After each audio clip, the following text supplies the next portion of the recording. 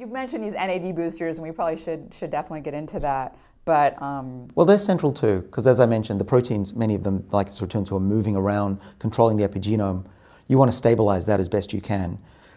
Animals like whales and naked mole rats have a very stable epigenome, so this moving around of proteins and epigenomic noise accumulating. If we're exercising, we're taking NAD boosters, we do slow that process down, I believe. Well, let's talk about what NAD boosters are. So the precursors for NAD, right? Sure. We make NAD in our bodies. Yeah, we do. And so NAD is recycled in the body because there's grams of it. You can't eat that much easily. And there's a cycle, it's called the salvage pathway of NAD.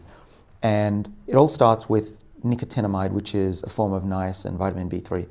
But you can't just, well, you can, but it's not very effective, just overdose on vitamin B3 because you need other things to make the big molecule NAD. So NAD is, the reason it's called nicotinamide adenine dinucleotide is that it's got these three main components. And the dinucleotide is related to DNA, right? But that's beside the point. It's a big molecule so that if you give a big molecule to cells, it doesn't get taken up. So we don't feed animals NAD. And we don't just feed them nicotinamide, which is the little N part of NAD, because it's too small in that you need these other parts. So NMN and NR are two molecules, so it stands for nicotinamide mononucleotide, which is essentially the precursor, the immediate precursor to NAD.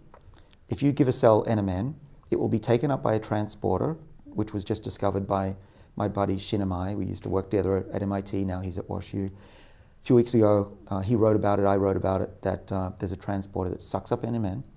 And the NMN is converted within one step to NAD in the cell. And now it's locked, it's a big molecule, it's locked inside the cell. And that step is carried out by an enzyme. It's got a name, it's called an MPT. And that enzyme goes up under stress and calorie restriction. And in yeast, it's the same step.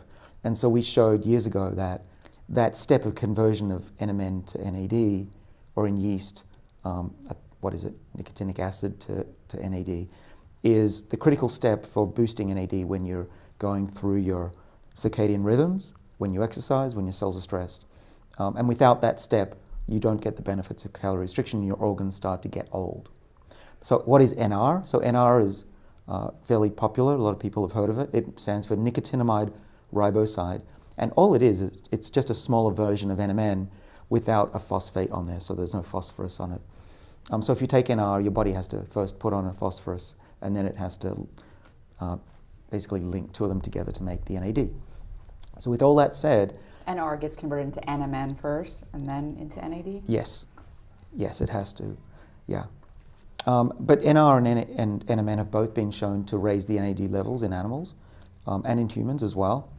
And there's small nuances about the differences, but they both seem to be effective.